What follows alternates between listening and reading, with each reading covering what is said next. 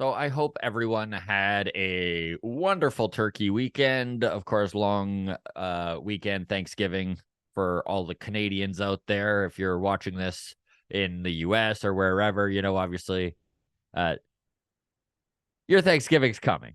But all Canadians had the long weekend, so we do hope that it was a good one. This is a Monday morning mailbag on a Tuesday afternoon.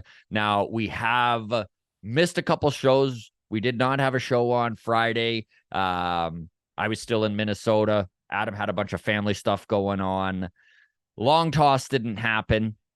Same thing.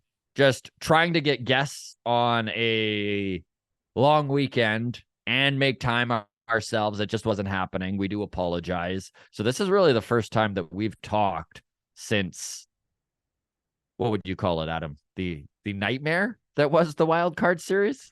Yeah, was that a worse way to leave the playoffs than last year? I would say so. Yeah. One run, dude. Like, watching it live killed me. I was just like, I guess it's like, would you rather burn alive or drown slowly? I don't know. It's oh, and I know we touched on this right before you hit record, but like, I really don't feel like a week passing has made this easier to dissect, has made it easier to digest. It still hurts. It's still raw, but we are going to get into it here. Before we do so, I do wish to really quickly just give condolences to friend of the show, member of the grounds crew. She actually came out to the walk-off live event in Toronto just last month, but Liz at Biggles on Twitter, big member of Blue Jays Twitter, passed away over the weekend, which really sucks. shit. So condolences to her family and stuff. It's For really sure, been condolences. heartwarming to see the outpouring of love for her from ball players. I know Jay Jackson had a big thing, like there were many people within the Blue Jays Twitter community that had wonderful stories about her. Anyways, I met her in person, and it was just, she has sent us messages. I probably haven't even passed them along, Adam, but like 2 years ago, we just got a message from her where she was just like, "You guys are such a fun little podcast." Like she'd just reach out and give like little things of kindness and encouragement. So, anyways, it was a bummer to hear about that. Not to start things on a downer, but did want to just kind of give condolences to everyone out there. So. I hope she neither burned to death or drowned slowly. Yeah, that's right. Hopefully, Hopefully, yeah, anyways, hopefully, that's yeah. Some playoff wins next year for her would be nice, yes, absolutely, absolutely. Where do we start then? Do we just? I guess let's just get into it, buddy. There were tons, and we do this every single Tuesday, folks. We comb through all your interactions. We get your comments. We get your questions. You can reach out just in the YouTube comments. You can Patreon. You get the Patreon bump. You get the automatic question on the show. Yep. Discord. All sorts of. You guys know how to get a hold of us. You know the rap. All right. Number of comments and questions that came in to the tune of, are you guys done for the season, and will you make content over the off season? Must be from new members of the grounds crew, because yes, the old vets know the off season is our busiest time of year. it really is. Especially Player when it comes to interviews. Yeah. And that's what's exciting. I mean, it really disappointing, but I know we've got friend of the show, Taylor Sacedo, lined up to probably come back in the next little while here. He was going to try and get on with us in September. And of course, Seattle was in the midst of a giant playoff push themselves, which did not work out, but would love to hear from T-Sauce. He, of course, from Seattle, so that'd be fun to have him back on. I know Jeff Blair and Blair and Barker, both of them, actually. Jeff Blair has been on numerous times, but he has promised us that over the offseason, he's going to drag Barker on with him. So it would be great to have them on the show. Of course, we had Barker lined up back in like March, and then there was one scheduling conflict, and then all of a sudden the season started, and they're 5 days a week, and it was full time. Yeah, we'll get on it earlier this year. Yes. So Yes, Yeah. we do produce content over the off season. Quite a bit of it, actually. Long toss, I think, is the only thing that really gets dialed back, is that'll become monthly. Yes. But otherwise, mailbag every week, and there'll be lots of news, lots of off-season trades and signings and airing of grievances. So, lots to go. Okay, Trevor in Calgary DM'd us and said, well, guys, how Shapiro plays things on Thursday is going to be very intriguing. 40-60, he steps in to play hero. The Toronto fans sports feedback will start to grind leading up to this presser. It will build. It has been. I still think 60% he holds the line. There will be consequences of that decision. Stakes build massively for 2024. Stakes do build massively for 2024. I mean, the direction of this team is going to change if things don't get done in 2024.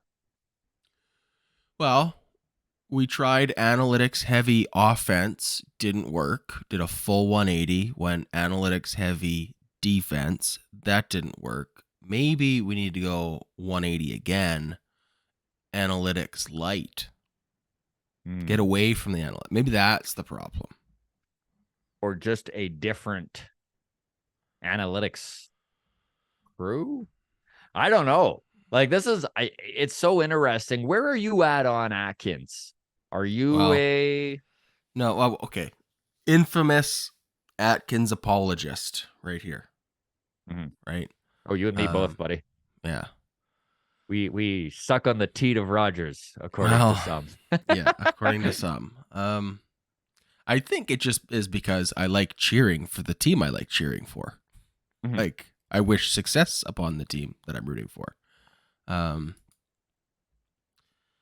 All year long has been a wait and see. Let the cake finish baking before we judge it. The Alek Manoah situation was not necessarily a line in the sand moment, but we talked about it openly on the show that this felt like how this gets handled could be make or break, not for Ross Atkins' job because we don't have that control, but like in our opinions, our evaluations of him. Obviously, it wasn't handled well, but also not entirely his doing either, I think. Mm-hmm. So I don't feel fair entirely hanging an F on him because of how Alek Manoah went. Like in hindsight. But watching that spineless coward throw John Schneider under the bus, who I have my own issues with John Schneider after that last outing too. Like, I'm not trying to let John Schneider off the hook. That Berrios decision. You're not alone. Oh, man. Okay, so the Berrios decision, for one, everyone is treating this like this is like the worst baseball decision that's ever been made in the history of the game. Maybe they don't remember the Rays World Series where Blake Snell was just dealing and was pulled against the Dodgers. The Phillies did it with Ranger Suarez, like literally days later. Like, it is what it is. Blake Snell was dealing in a way that Jose Berrios wasn't. And I think Berrios was pitching good, but he was also giving up hits. Like, they had 3 hits on him through 3 innings. He wasn't lights out. He was having a good game. Like, he was having a good game, a really good game, a well above average game. But I think the performance he was putting out there has been skewed to make it appear more heroic and more of an epic, than maybe more masterful than maybe it was. By the way, great outing. Yeah, great outing. Pitching, great outing. But he wasn't 4 innings into a perfect game. Mm-hmm. So no, he wasn't.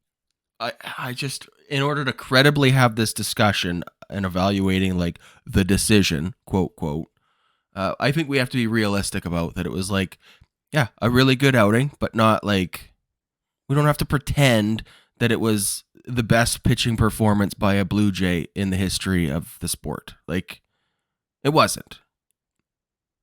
Can we start with acknowledging that Yes. reality, Scott, that like Berrios was pitching really well, but it wasn't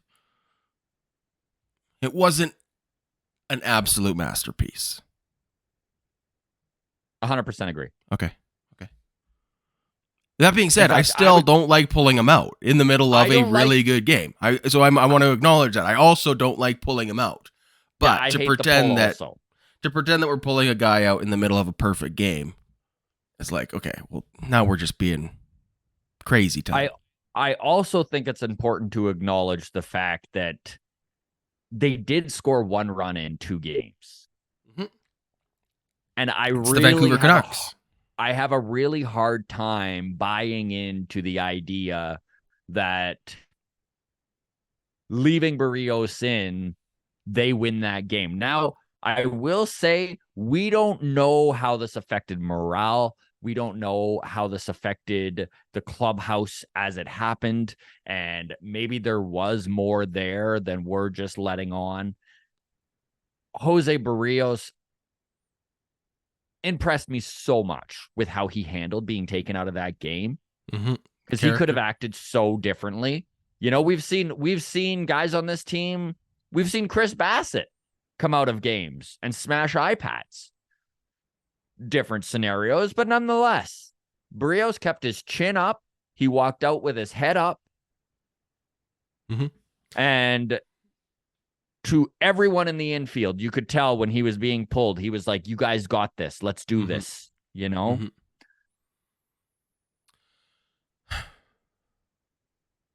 Also, to that decision, I don't think any of it was... I've seen a lot of takes online that are like, oh, like, how could you lose confidence in Berrios? He was dealing... Like, I don't think it had anything to do with confidence. I don't think it had... It was just about that, get the lefties out of the lineup so our bullpen doesn't have to face them the next time through, kind of a thing, right? And then whether you agree with that reasoning or not is a different point, but it was more about... Anyway. If you just look at it from the Blue Jays front office perspective, when they're lining everything up, your back's against the wall, you need a win. You're out if you don't get it in. Your biggest weapons are your pitching. You've got Yusei Kikuchi, who has been an under 4 ERA guy and a plus 150 inning dude this season. Career year. One of the better lefties in baseball. I'd say a top 10 to 20 guy. Okay. Very, very impressive, by the way. Okay. You're flipping those Twins around. You're removing those lefties from the lineup, which sets up really well for the back end of the Blue Jays bullpen. I think everyone, for the most part, even if you hated the move, you kind of get the idea behind the chess game that they're playing there. And yeah, you lose 2-0. It sucks, especially when Berrios was having a heck of a game. Would have Berrios allowed 2 runs if he stayed in until the 6th? Maybe, probably. I just don't... Listen, I hated the pull. I don't think it's what cost them the game. Well, they scored no runs, Adam. I know they scored no runs. They tried. I mean, that Vladdy pickoff was just... We'll get to that. Oh, my God, that, Scott. We were watching that game with the Patreon live on Zoom. Had a good time. Obviously, in the moment, none of us liked bringing in Kikuchi. It's funny because I called in right as that was happening, and it was just like, what is happening? So Kikuchi lets in the runs. I almost once those 2 runs were in, I felt like it's game over. Like, which isn't that ridiculous? Well, been 8 runs, yeah. Like, just try and take yourself back to 2022. 2-0 never felt like they were out of it, especially not in the 4th. Well, this is the thing with building your team to be pitching and defense is that when you're down 2-0, it feels like you can't come back. And when you're up 2-0, it feels like we got this on lock. If we can just get 2 runs and get a lead, we win. Mm-hmm. But if you don't, it feels hopeless, right? And then the alternative is the year before where you have a 5-run lead and you feel like this isn't safe. We need to keep pouring the coals on here. Mm-hmm. I don't know. It was tough. You want to talk the Vladdy decision? We don't have any comments specifically about it. I think this is something that will get brought up more over the course of the off season. But the decision honesty, dude, is overshadowing it right now. 162 games throughout this season has shown that this team is just a bunch of blockheads on the base path. They have been disappointing in every single way when it comes to base running. They have given away outs all season long. The fact that we expected it to change in the playoffs is, the old saying of doing the same thing over and over again and expecting different results is the definition of insanity, which when you look up insanity, that's not the definition. But nonetheless, you know what I'm saying here, right? So to expect them not to be blockheads on the base path in the offseason was probably a big ask. But my God, could Vladdy have picked a bigger moment to have been a dummy? I don't think it could have happened.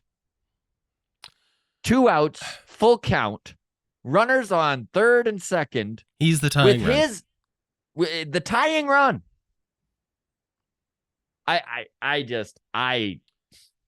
To take the bat out of Bo's hand there. I don't know what to say, man. It's unacceptable. I did hear that Vladdy is going to stick around Florida and train in the complex all off season. I think that is a massive move for him rather than going back to the Dominican Republic, which he has done every off season of his career. I think Vladdy recognizes what's at stake, which is millions and millions and millions of dollars and years of term. He's only got 2 years left before he's a free agent. Mm-hmm. He needs to have a year much closer to 2022. And even more so, probably closer to 2021 in the next year.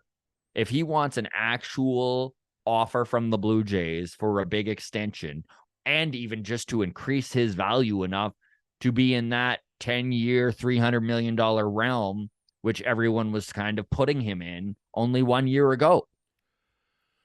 Well, okay, let's get to this question then, because this ties in.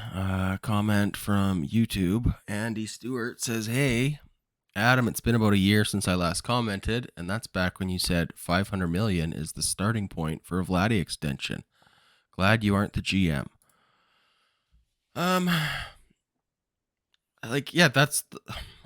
don't feel like egg on my face. I'm not eating crow over this one. This is, the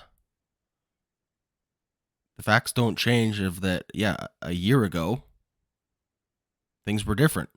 A year ago, He wasn't coming off the worst career of his season.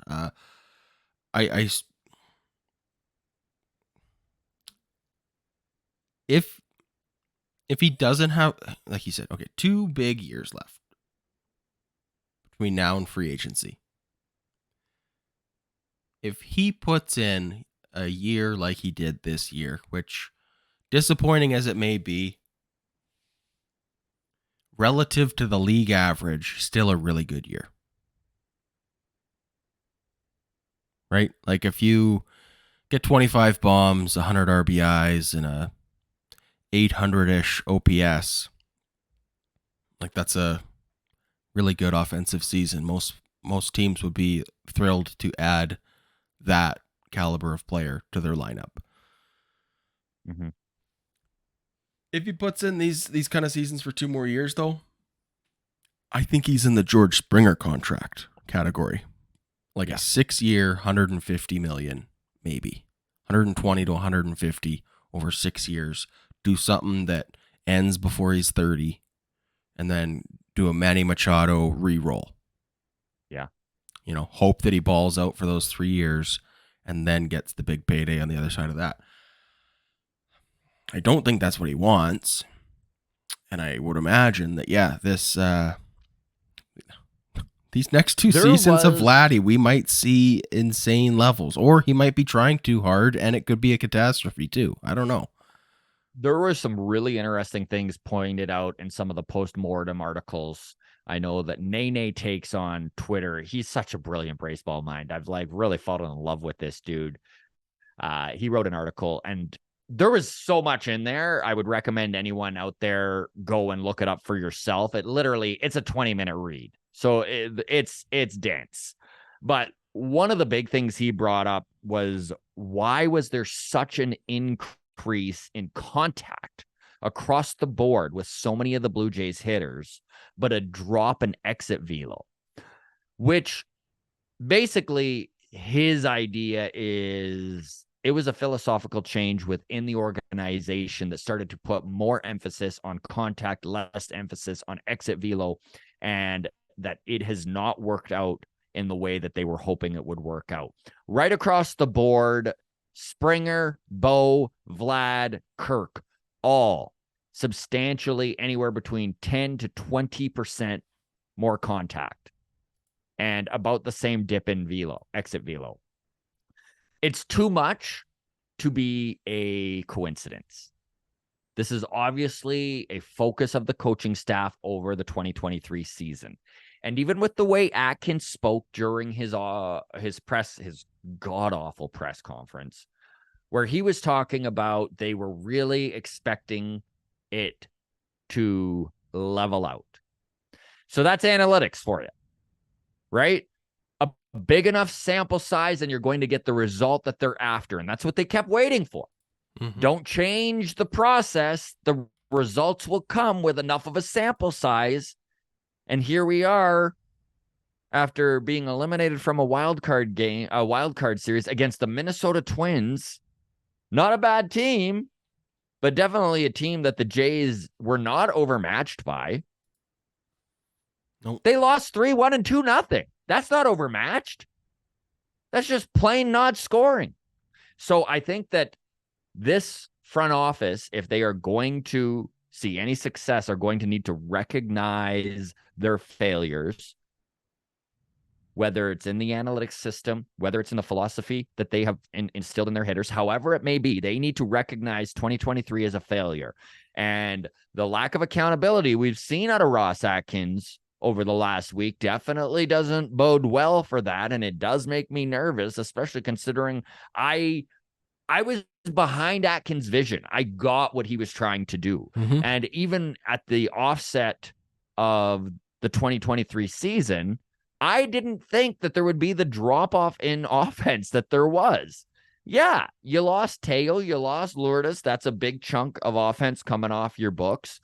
But you'd think that Brandon Belt would offset it with Dalton Varsho bringing in. I mean, if you looked at home runs, both Dalton and Teo had 27 each in 2022. So you'd think that's power-wise a wash, and it just didn't work out that way. Home runs were down right across the board. One of the major things that needs to be addressed in this offseason is they need a return to home runs. I don't think we need a knee-jerk reaction where, the pendulum last year swung so far the defensive way that I do worry about an overcorrection back the other way where we're just like, did we learn nothing, right? So it's going to be about finding the balance there. This is where, I am have lost confidence in Ross Atkins. It's at least believe in yourself, buddy. Yeah. Whatever system you want to put in place, stand by it. Yeah. Hey, we believe that defense and pitching win championships. 7 times out of 10, it's going to work out. This year, unfortunately, was one of the 3 out of 10 that it didn't. But we're going to trust the process. You guys might be upset with me about it, but we believe in it and blah, blah, blah. Go, go, go, right? And not have that pendulum overcorrect and swing and whatever. But when I see him throwing John Schneider under the bus, yeah, it's that's not a guy who has confidence. Just go out to that conference and be like, yeah, we, John made the tough call. Ultimately, he's the face of that decision. But Our like we invest X amount of dollars in having one of the best analytics departments in professional sports. Just really pump your guys up and be like, Yeah. hey, it didn't work out, but we still believe in what we're doing. Like sometimes it's not going to work out. And that's what happened here. If he could have at least done that, I could have at least still been on board with him. But it's like, if he doesn't have confidence in himself to stand by his decision, now we're just blown with the breeze. Like it's like a politician who just changes his political stance Tune. on every policy because, oh well, I'm getting backlash on Twitter, so I'm gonna flip on. And it's like, well, we're not gonna get anything done if we just keep Flip-flopping. wishy-washing, Yeah. flip-flopping. Like, hunker One thing down. Let's keeps make a standing decision, out. and then let's give it time to breathe. And we're not. One So thing keeps rolling discouraged. around my head, Adam, and it was something the friend of the show, Scotty Mack, said. And basically, his take on the Atkins presser was, how would you feel if that was your boss? And oh boy, not good. Okay, well let's talk John Schneider then for a minute, because sympathetic, is that how you feel for him, or frustrated, disappointed? Where are you?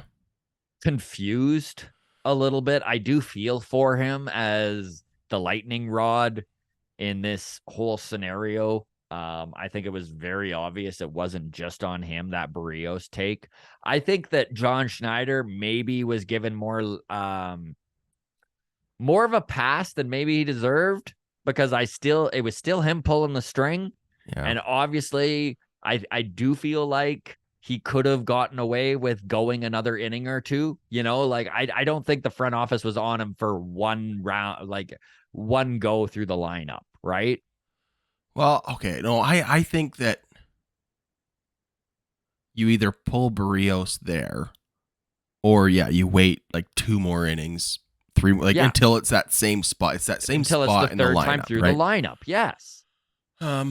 But if that was the plan and they told him, hey, this is what we're doing, I mean, on the one hand, if he's been told explicitly, second time we get to this part of the lineup, you're pulling him and you're bringing in Kikuchi, and then he doesn't do that, does he have a job next year?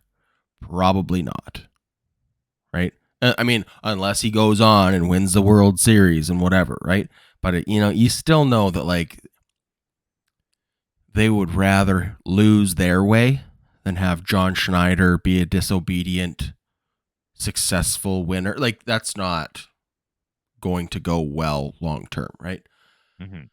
So, I mean, I heard I think it was Jeff Blair and Kevin Barker that were talking about him being in this impossible situation, and that, if he doesn't make that move, then he's unemployed at the end of the season. But like, that doesn't make me feel any better, because Yeah. like, That is one thing I will say, is I do hate the take of the people who are like, he was spineless, he should have stood up to the front office. It's like, okay, what, you've never had a job where you need the job and it's either you do it one way and you lose it, or like expecting John Schneider to walk away as a major league manager after putting in time since 2001 in the Blue Jays system. It's asking a lot of a guy. Well, okay, that's where I'm at, is that, like, that's where I would like to see him. Like, as much as we're annoyed with Ross Atkins for throwing John Schneider under the bus, and you would want him to have his guys back, I feel like I would want a manager who, when put in a position and it's all on the line and the chips are down, is like, looks around that clubhouse and is like, we're going down together. Like, yeah, you want Bruce Bochy? Me too, buddy. Like, I want Bruce Wayne. I want Bruce Wayne. No, but like, I do, like, I don't know what John Schneider's career in Major League Baseball is after this. Like, I mean, yeah. I don't know if he ever manages for another team not named the Blue Jays. Like, I don't know if he's necessarily a brilliant mind or not, but I think, I don't know, man. Like, you grind all year, and then and then you take the ball out of their hands, like literally Mhm. and figuratively, right? Where it's just maybe I've been watching too many Disney movies, but like I want the coach to be like, "Hey, I'm gonna get fired for this decision, but they're not gonna fire me mid-game, so let's go out there and win." You know, like Yeah. I don't know. I was disappointed if that's the narrative that we're going to accept is that, yeah, he had to do it or else he was fired. It's like, I kind of want a guy who's willing to get fired. Like that's a guy that the players, I don't know. Honestly, maybe that The does more truth for is, his though, career where the players are like, hey, this guy fucking got our back. Like he's willing to, because he does wear the decision, but he also has to he has to, he still has to face those guys next season. Like, how easy is it going to be for him to manage next season when he's given them the rah spiel all season long, and they're like, "All right, John, whatever. We know when the chips are on the table. Like, you don't fucking even have a say. You're just going to do what you're told." So, yeah. I don't know. It's credibility is a thing. Like, it's a Mhm. factor. I don't know. It's tough. I'm having a hard time just letting him off the hook though, as like his job depended on him towing the company line. Like, it I did. just think I just I think do he's expect part of more the of him. I just think he's part of the company line. I mean, he's been within the organization for years. I think there's a reason why he was given the reins after Charlie Agreed. Yeah, Montoya was let you're go, right. especially if you look back and you're like two rookie managers in a row. That's weird.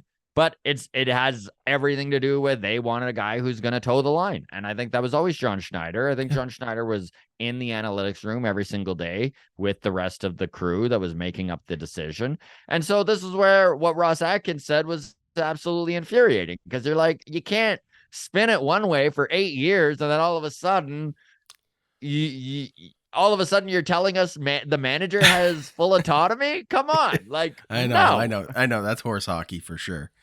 Um, no, it's crazy. It's crazy. I don't know. I just Yeah. whatever. Can we go back to the base running blunders? Just Yes. I know we got off of Vladdy a little bit. Uh, which one are you more frustrated at? That one with him getting picked off at second, or Bo rounding third on the infield grounder and getting thrown it at home in game one? Okay, so listen, I understand there was a pile of backlash after that Bo rounding third.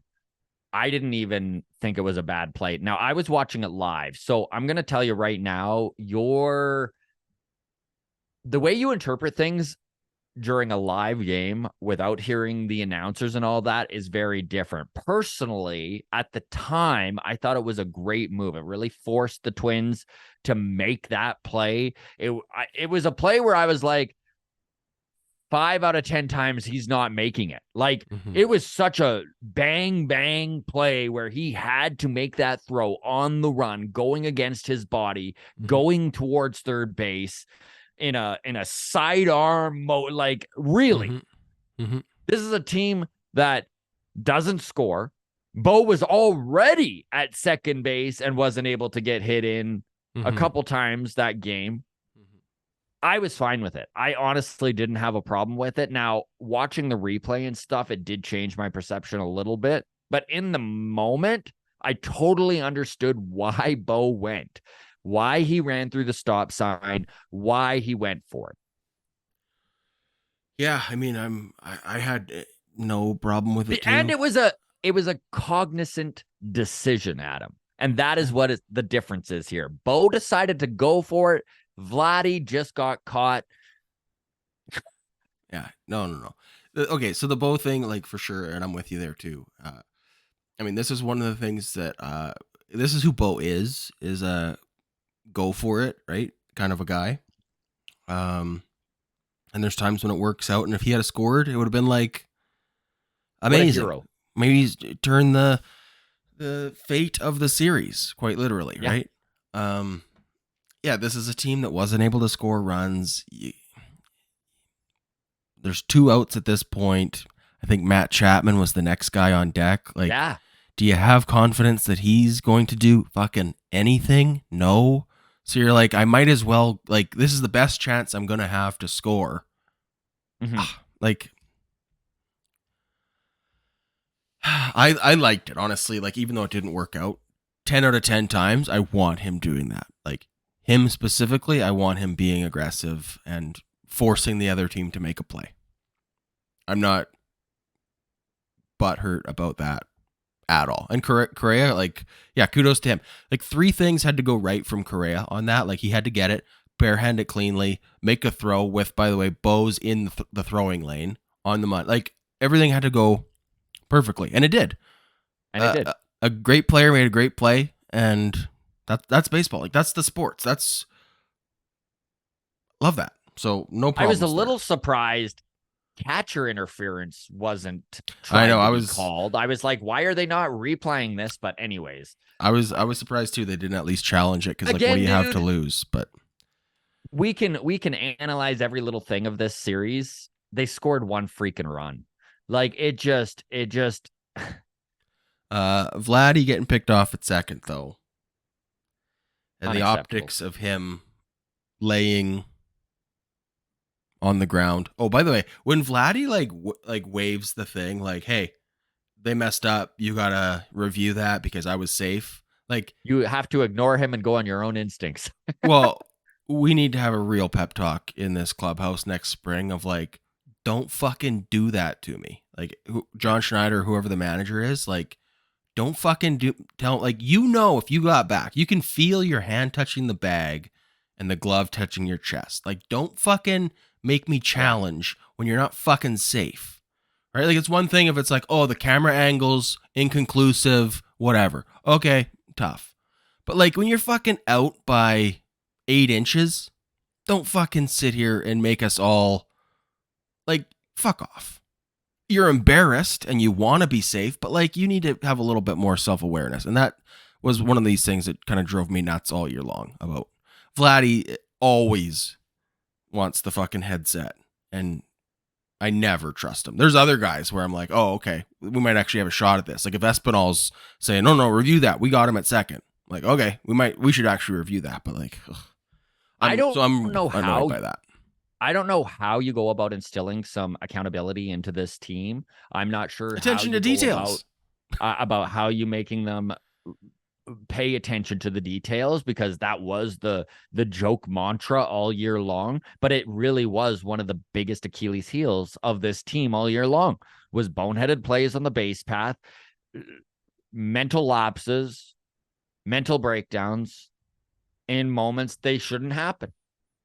In guys like Vladdy that have, like, listen, Vladdy is still young, okay? But he has been playing Major League Baseball for 5 years now. At what point do some of these lessons start to stick with the kid? You know, like, it's not, there's something to be said for making a mistake, recognizing it's a mistake and fixing it. But if you're just going to watch the kid make the same mistake over and over and over again, what do you do? I don't know the answer, but it's a legitimate question, is what do you do to instill that sort of, I mean, for lack of a better term, accountability in these guys? The ability to recognize when they should take a risk and when they should just play it safe. Stop giving outs away on the base path. I don't know, man. Like, I it's funny because I know that people are going to watch this podcast and they're like, well, they only had a lot more questions. They really didn't have any answers, just a lot of, like, uncertainty. I'm out of words. Are you anti-base stealing? And I only ask you this because you say, like, stop giving away outs on the base path. And I know that, like, when it comes to, like, Dalton Varsho had a sack bunt in game 1, right? Like, there are people who are just like, we don't, like, the Moneyball philosophy of, like, we don't give up an out, right? Like, do you go that far, or do you just mean the, like, don't get picked off standing at second when there's 2 out and there's no force and you're going to score on fucking anything that touches green, regardless of how close to second base you're standing? Don't pimp your home run that actually goes off the wall and then when you're rounding first in a jog, sprint to second to try and salvage a double and get thrown out by 10 feet. Like, are those the kind of things where you're like, don't give away outs? Or are you like all in on the like, let's not base run at all, let's just go station to station? Like, how far do you go on that? I'm curious. So I would need to see the numbers and the analytics of this team over 2023 when it comes to base stealing, how often they've been caught. I don't have that up right now. I'm not opposed to base stealing. I'm not opposed to being aggressive on the base path. What I am opposed to is plays that shouldn't be made. Baseball plays that shouldn't be made. In a scenario where you are in game 2 of a wild card with your back against the wall, you're down by 2 runs, you haven't scored all series long, you are 2 outs into the inning. There's a runner on third and second. You're the runner at second, and you've got literally your best hitter at the plate in a full count scenario. You do not get picked off of second base. Stand on fucking second for all I care. I know. That's how I feel. Like, you're going on contact. Completely unacceptable. You're going on contact. There's no force. There's 2 out. Yeah, Vladdy is not Stanton. Like, he can score 180 feet away on a ground ball almost anywhere in the field with 2 out where he's running hard on contact. It's maddening. It's mad. I mean, it was a nice pickoff move. Yes, it was. And the timing play that they had worked on and clearly had rehearsed and had. Well, it coming out that it was all pitch calm, right? So Carlos Correa actually called for the play. Not how baseball intended pitch calm to be used, but you had to figure that there would be teams that figured out how to take advantage of some of these new rules, and the Twins obviously were one of them, and they got out of a huge moment. Listen, Sonny Gray not needing to make that, or sorry, I think Gray was out at that point. Either way, in a full count, the pitcher not needing to make that final pitch with runners on second and third, and the major league hits leader in 2021, 2022, and the only reason he didn't win in 2023 is because he missed 15 games. The only reason that J-Rod beat him. Literally the only reason. And you take the bat out of his hand. Just, it was backbreaking. I don't know, man. It was backbreaking. If I didn't feel like the game was over after Kikuchi came in and gave up 2 runs, watching Vlad lay on the ground there, asking for a challenge after getting picked off, I was like, oh, the next 3 innings are going to really suck to watch because this is over. We couldn't score. It's made all the worse by the fact that Lourdes and Moreno are putting together a nice little postseason over in Arizona. So Greg Kennedy on Twitter says, "Hey boys, huge bomb from Lourdes tonight. 3-run dinger in last night's game. If the Blue Jays don't bring him back, the city might revolt. Screw it. Bring Teoscar back too." Thoughts? So both of them are free agents. Let's start with that to clarify. Lourdes has had an excellent season. We've seen a return to power. Obviously, in 2022, he was putting up massive batting averages for his career. I think he had a career year when it comes to his batting average there. Well, Adam will double check that here. His power was down because his wrist was sore that year, and he managed to translate that into more hits. We've watched his power return in Arizona. He's coming up on age 30. I think Lourdes would be a good addition to this team, and I honestly think that there was... I don't think Atkins anticipated it being quite such the hit to the clubhouse Lourdes leaving was. And I know, Adam, when we talked to Mark Shapiro, that was one thing he brought up on his own when we brought up the trade. He was like, we did not wish to include Lourdes. The only way we got that deal done was by doing so. And good on the Diamondbacks I mean, they recognized value there. They recognized a guy who was going to be a free agent after the year. And, whenever a guy's on their walk year, put an ad. Lourdes, by the way. I do think that Kevin Kiermaier. Yeah, go ahead, Adam. Sorry, buddy. Lourdes, by the way, hit 261 this year, 291 last year, but he hit 261 this year. Also added 19 home runs. He hit 5 home runs last season, but like you said, return to power 24 this season. I don't think Lourdes is the number 4, number 5 hitter that we need in this lineup, although I think Lourdes Gurriel Jr. in the number 6 hole is a beautiful idea.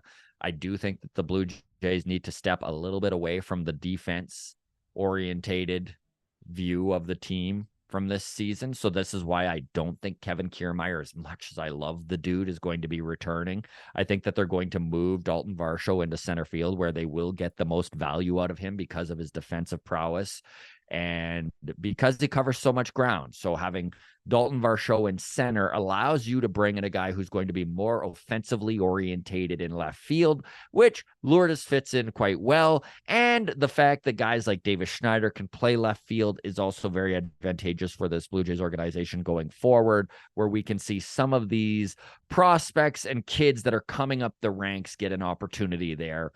Spencer Horwitz is another guy, right, that can play some left field, and we may see some playing time out of him in 2024. As for Teoscar, I don't know about you. I'm good moving on from Teoscar. I love him. Teo was great for this team. He did put up power, but he's a guy who has never hit 30 home runs. Or if he did, I think it's once. Again, I'd need to double check. But for the most part, Teo's more of a 25 bomb dude, and he strikes out a ton. Yes, he hit some big dingers for the Blue Jays. I just feel like the resources could be allocated in better places, such as just to throw out some names here. I would much rather see them go after a Jorge Soler or a Jock Peterson, even a Justin Turner. I could see being a good fit on this Blue Jays team.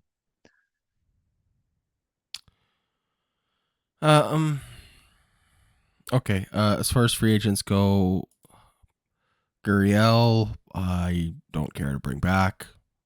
Teoscar, don't care to bring back for the points you mentioned. Gurriel, more likely to just return to Arizona than anything, especially if he puts together like a decent postseason and they get past the Dodgers. I don't see why they'd be like, this guy's a bum. He didn't. We need to. I don't know. He's hitting 333 in the postseason. Moreno hitting 220, I think, right now, but has 2 home runs in 4 games. So both Moreno and Lourdes had very good seasons for the Diamondbacks. I am on CBS Sports MLB top free agents, because I know this is kind of the next question that we're going to get into. Retool, rebuild, whatever. Off-season changes. Top free agents this off-season. Shohei Ohtani, number 1, obviously. Then we got Yamamoto from the Nippon Pro Ball League. Yep. Over in Japan. Number 3. Who just won the Triple Crown, by the way, in Japan, which is best ERA, most strikeouts, and best batting average, opponent batting average. Cody Bellinger, number 3 on the list. He'd be a great fit.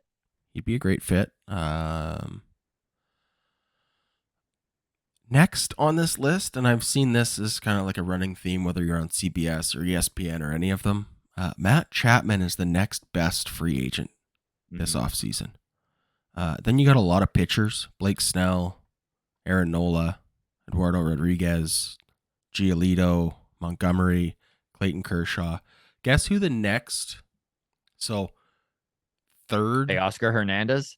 No, third best free agent available as this offseason. It's not Teoscar Hernandez. It is someone who played for the Blue Jays before. Lourdes? Kevin Kiermaier. It is Kiermaier. Hilarious. So, like, okay, just put that in perspective of like, Mhm. okay, we can move on from Chapman, we can move on from Kiermaier, but like, almost it's an automatic downgrade if that's how we're gonna rebuild is through free agency, which has to be part of the plan. I mean, Mm-hmm. he listed some of the prospects we've got, and I don't know, man. I don't feel good about a season with Spencer Horwitz and Davis Schneider getting regular reps. I think that this team is ready for a little bit of a youth infusion if these guys are ready. And I don't know if Davis Schneider is the answer. I don't know if Spencer Horwitz is the answer. I think Addison Barger is going to be given a fair shake at the kick at the can, if you will, a kick at the cat.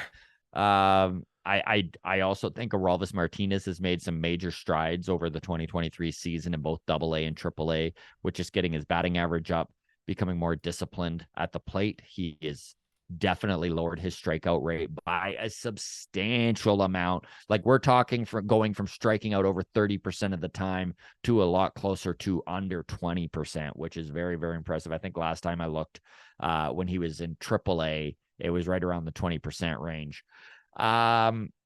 Yeah, they're going to need to get creative. There's definitely some options out there. The lack of power is huge, and going out and getting a Jorge Soler definitely fits the profile, and you're probably not going to need to break the bank to do that sort of thing. Again, we talked about it off the top of the show. The biggest thing is I really hope that the hitting philosophy changes again this year. I think that the analytic department let the team down, and that the change in philosophy that they implemented just didn't work. And hopefully they recognize that. And hopefully they are big enough to accept this as a mistake and recalibrate. Because listen, George Springer, Bo Bichette, and Vladimir Guerrero Jr., all three of those guys absolutely should hit 30 home runs. I think George is washed. Yeah? I don't know. I hope you're wrong, but I hope I'm wrong too, but he was felt, I don't know, for what 3 seasons? Is it 4 seasons with George Springer now? 3. 3. I feel like every single day that George Springer's in the lineup, we have some sort of a, well, he's here for his bat in October, and he's here for, and it's like, I don't know, man.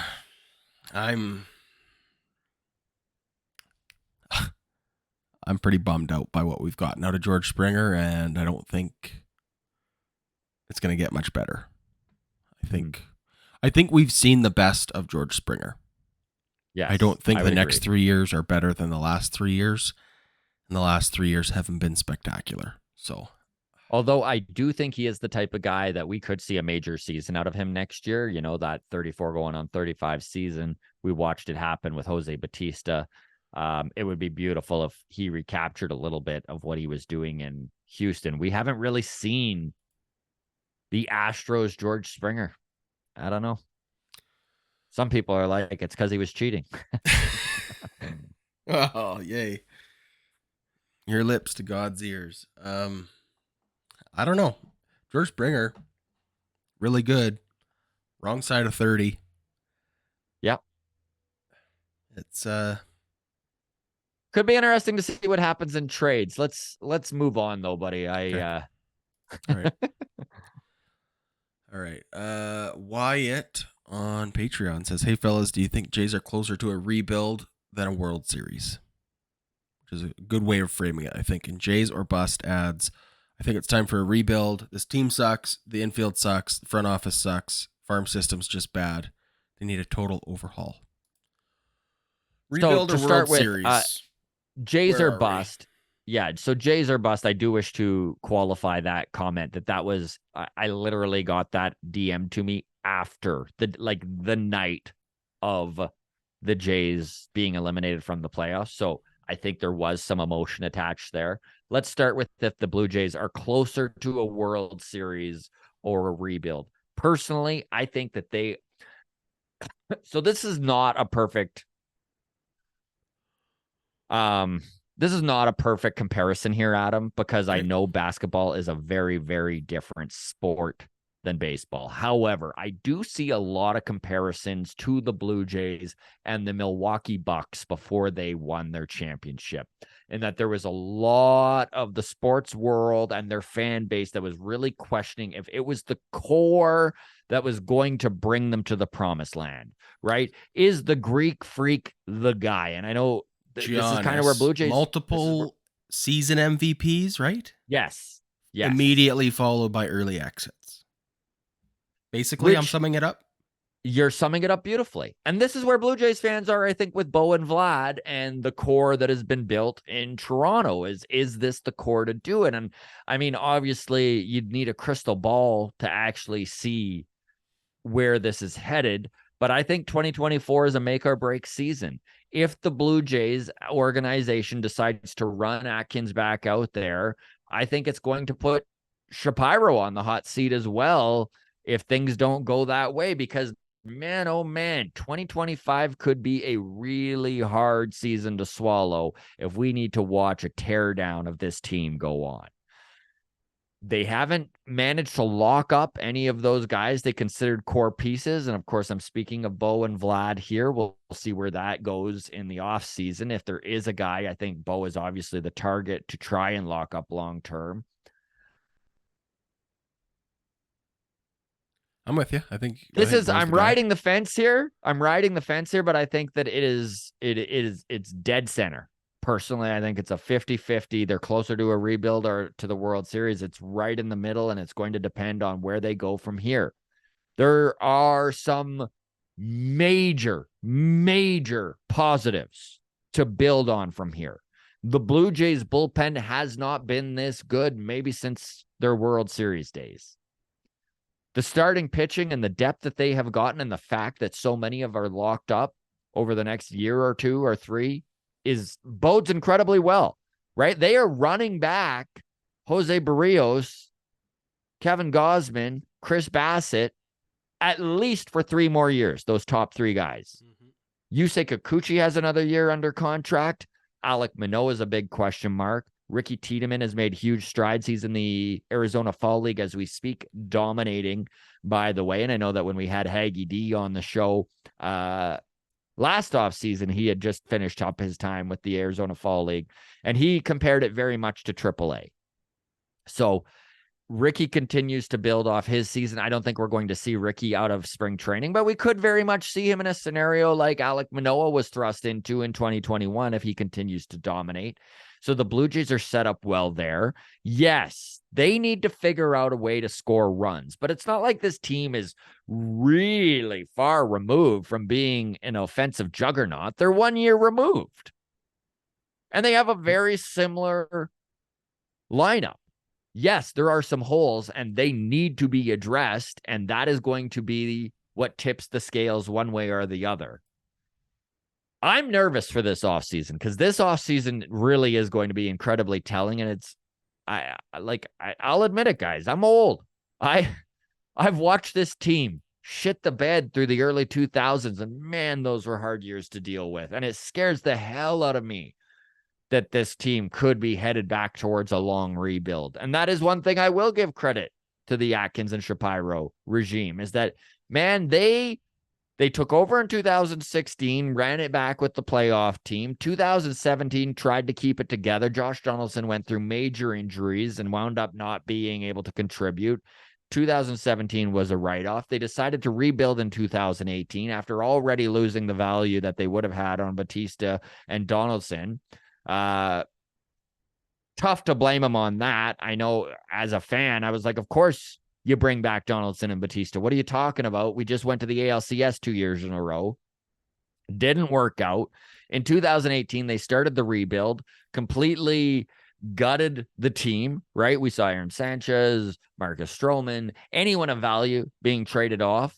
We watched Kevin Biggio make his debut the next year, as well as Bo Bichette and Vladdy getting called up.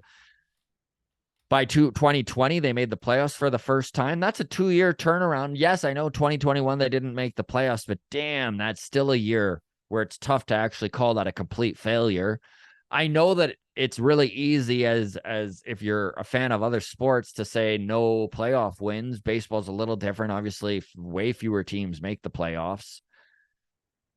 By the way, I'm not saying that this is a success. I'm just saying there are reasons why this front office hasn't already been fired or let go or guys lost their job. So is Shapiro, like, to go back to what Trev was saying, right? Is like Shapiro, there's a 40-60 chance as to what's going to happen on Thursday. Could Shapiro be like the Toronto Maple Leafs? I hate this comparison so much, but after Dubas came out and kind of gave his spiel, a few days later, he was let go. Is that something? Could we see that happen again? Could we see Shapiro come out and let Atkins go? Yeah, it's possible. I think unlikely, but yeah, not unlikely. If I put the number at like 20% chance, yeah, that's probably pretty close, but I'd say maybe even less likely than that.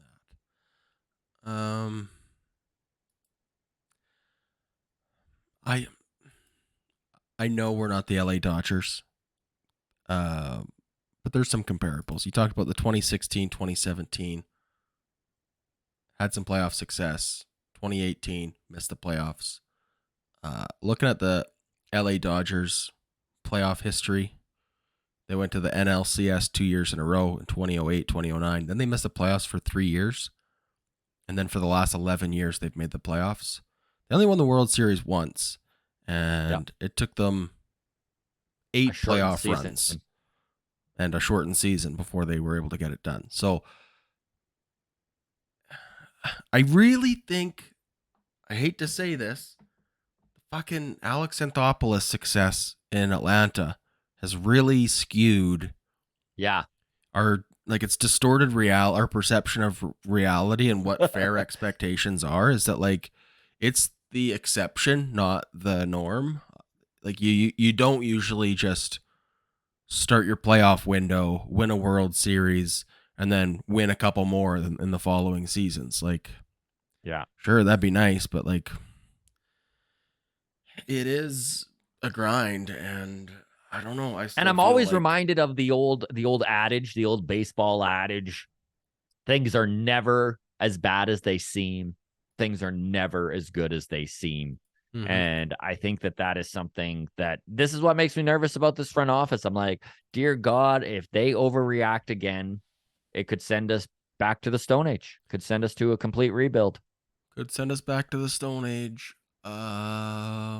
Let's move on to this next one then. But this is why I don't think a rebuild should happen yet. Like, just to touch on Blue Jays are bust, where he was like, burn it to the ground. I don't think that's where this team is at yet, and I think it would be really negligent of them to go that route. I think you've got to run this out again. Also, by the way, I don't think that this farm system is as bad as some folks are saying. In fact, the fact the Vancouver Canadians won the Northwest League and they've got so many young prospects coming up that are making noise in low and high A in Dunedin and Vancouver only bodes well. The international free agent draft, the Jays have been quite good at, right? I mean, looking back, 2016, they had Lourdes Gurriel Jr., they had Alejandro Kirk. Vladdy was 2015, which was obviously Anthopoulos. In fact, let me pull it up. I've even got it here. Sorry. Dahayan Santon, who was taken at 16, I think, right? He's still probably a little ways away, but he's looked really good in Vancouver. Oralvis Martinez was signed out of the international draft in 2018. He's been great. Leo Jimenez is coming up and maturing. Like, this hasn't been a complete failure of a farm system. And with the fact that they do have Oralvis Martinez and Ricky Tiedemann finally on the verge of making contributions to this big league roster, there's options.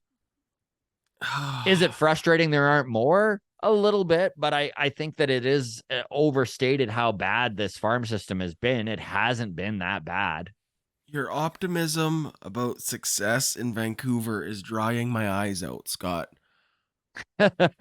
Um, I I hear you, and I'm here for this toxic positivity, but that for me might maybe it's still the body isn't cold yet on this playoff team. It feels like a bridge too far to be excited about guys in trip or in single A Vancouver being good because yeah, I mean they're so far away still. I'm Like not 3 saying be years excited. and What I'm everything needs to saying is yeah. that there's Okay. for sure front offices out there that do view the Blue Jays system as having some valuable pieces.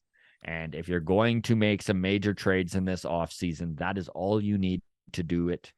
And I don't think the Blue Jays are as hard up as maybe it's being framed. Core of the Blue Jays: Gary Gossman, Jose Berrios, Chris Bassett, Bo Bichette, Dalton Varsho, Vladdy, Biggio. Is Biggio a Blue Jay next year? Maybe not. Maybe he's shown enough value where they I feel can move him I for feel something. I like don't know. let's flip him while we can. I think we got lucky that he had a resurgent season, and this might be the hottest price we ever get for Kevin Biggio, and it still might not be much. I would love to see Alejandro Kirk hit the weight room and come in the best shape of his life in 2024. It's Yeah, me been too. weird. It's been weird that conditioning is something that has been brought up so many times on so many players within this organization. Mm-hmm. I'm not saying it is a problem, but the fact that it continually seems to be a point of contention with certain guys, you don't hear about it in many other organizations. It is interesting. Um,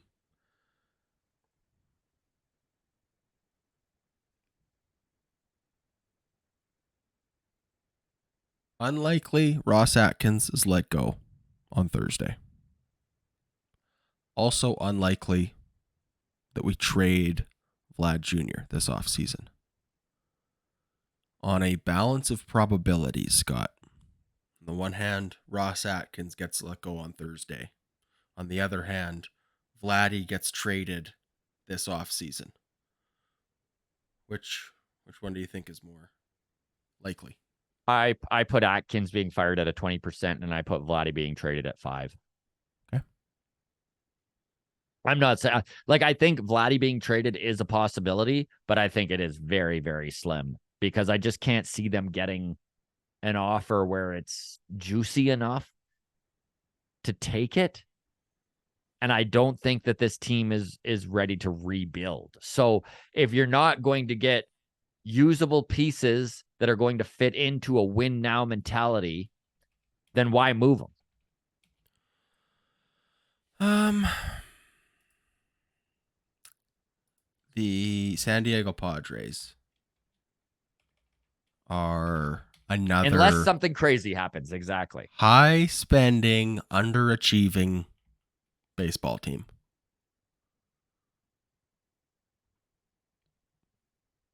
Offensive corner outfielder. I mean, we talked about it right off the top here. Bring back Lourdes, bring back Teoscar, bring Juan Soto in. Like, Ooh. crazy. That's Now, look, we don't see blockbuster trades very often. Hence them being a blockbuster. Vladdy for Juan Soto. And then balancing pieces on either side, whatever. Like that's up for smarter people than me to evaluate 2 years of control of Vladdy, 1 year of control of Juan Soto versus Juan Soto's resume versus like there's a lot of I don't even know straight across if it's just Soto for Vlad who wins that trade. I feel like I'd rather have Juan Soto, but it's only 1 year. I don't know. I'm not smart enough to make that decision, but I don't know. I'm so what ouch would on you Vladdy. would I you feel would bad, you but it's Would you welcome Fernando Tatis and his? No. He can leave No. his. He You're is not. my understanding of it's the same reason I don't want Trevor Bauer. Now that we You're can worried talk about about Trevor shipping all his Bauer dirt again. bikes to Toronto. You're like, how will he get his dirt bikes here? It's not very green, really, when you think What about about it. his motorcycles? Where will he store them? It's a winter city. He's going to be biking in the snow and the sleet and the slush. He's not a mailman. I don't want people who are toxic in the clubhouse. And that's my understanding of Fernando Tatis Jr. is when drama comes out and your own teammates are kind of like good riddance and fuck that guy. That's a big red flag. So again, back to Trevor Bauer, because whatever, he's in the news again. If he ends up making an MLB return, I don't want him in Toronto still, because everyone on that Dodgers team was so quick to be like, he kind of fucking sucked anyways, basically was the vibe, right? Like, so I don't want distractions and shitty people that, like, I don't know. Fernando Tatis, no, it's a good point. That's too much for me. Although I feel like if you took on Fernando Tatis and that big albatross of a contract, maybe you just get Juan Soto and Fernando Tatis Jr. for nothing. You send a bag of pucks back and you'd be like, hey, we'll get Soto and we'll eat the Fernando Tatis Jr. contract. I don't know. That's obviously an exaggeration, but Padres are going to be super busy this offseason. Blue Jays going to be super busy this offseason. Yankees, Red Sox going to be super busy this offseason. Yeah. It's going to be a wild offseason. Unfortunately for us, it starts now. Officially, it doesn't start until the playoffs are over, right? Moves aren't going to get made, but you'd be naive to think phone calls aren't happening, right? Mm-hmm. Okay. A lot of phone calls coming in on names you wouldn't have guessed, I think, for the Blue Jays. Alek Manoah, Vlad Jr. I think they have to take phone calls on those guys. Like Manoah, I think is gone. I know we might not agree on that. I think his time in Toronto is done. I don't necessarily think he gets traded, but I can see him just wasting away in AAA for the rest of his career. Sad to say, depends how they want to play it out. That's a topic for Friday. Yeah, I think the only guys that are safe moving forward with this team is those three starting pitchers, Bo Bichette and Dalton Varsho. Dalton Varsho, I think, just because he has so much term left, and as reckless as Ross Atkins has been with his pendulum swings, I don't think he can depart from Dalton Varsho. So, and Dalton Varsho's value in center field is he'd be one of the top defensive center fielders in baseball, even if he can regain his power stroke a little bit. I mean, anyways. We do have two more to get to, and then we got to get out of here. We're getting super long here. That's what happens when we take a week off. Lots to talk about. Matt Finley on Patreon says, hey, Scott and Adam, two-parter for the mailbag. How much of a splash do you think is made in the front office this year? And depending on moves made, how much do you think Rogers will commit to spending? When they gave us more this year and we did basically nothing with it, would they give us more? They give us more money. Also, happy Thanksgiving. Happy Thanksgiving to you. Yes, happy Matt Thanksgiving, Finley, and to Matt. everybody Thanks listening. for reaching out, buddy. I personally think that Rogers made a pile of money this season. I think they're happy with this front office. I could be wrong on that, although it's not like their books are available to the fans. Like we can't actually, like, are they in the black? Are they in the red? Where are they? How much money are they making? That is not in our pay grade, but they broke 3 million in attendance this year. They had one of the highest attendance in baseball. They were a top 10 team in attendance this year. I know I saw when it comes to merchandise and swag, that they were, I think, number 7 in baseball. What I'm saying is the Toronto Blue Jays are making money. They did just spend a bunch of money on renovations to enhance the fan experience. And when I say enhance the fan experience, I mean find ways to squeeze you for money in every possible scenario around every corner available. And I was there in September. It's great. Honestly, they've done a really good job with the renos. They've done a really good job of making sure that you are buying $14 beers whenever you can. Can I see them lowering the amount they're spending on players? No, not really. Not in 2024. Like, until this team decides whether they are rebuilding or not, I think that this front office is going to be given money to try and win. Yeah, I think so too. At least for one more year.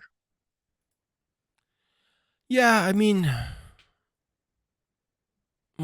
those contracts are going to be interesting to see if they are able to get a deal done with Vladdy or Bo or anything like that.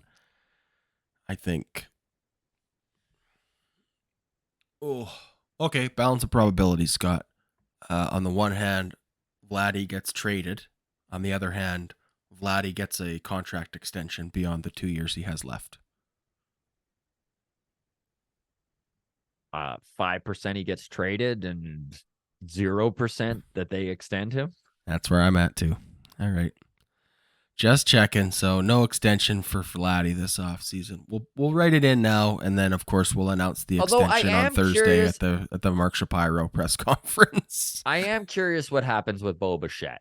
I do wonder if he has done enough defensively to convince this front office that maybe he is the long-term solution at shortstop. I'm happy with him at short. Me too. Great season for him.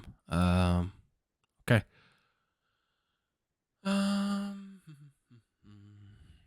Last one we already talked about off the top. It was the comment about $500 million being the starting point for Vladdy. Right. Okay. And I stand by that. I think a lot has changed in a year, but also we're talking about him getting $6,120,000 this offseason, and if he wins an MVP next season, like, a lot can happen in a year. That's the whole why sports is complicated. Yep. All right. Happy Thanksgiving. All right, everybody. Thank you so much for watching the Grounds Crew. We appreciate you truly. Always the Patreon members, a big tip of the hat your way. Couldn't do it without you. Sorry about the extended time off here, folks, but we are back at it. We'll see you on Friday, and we'll go from there. Cheers, everybody. Can you tell we're just thrilled with what's going on? All right. Goodbye.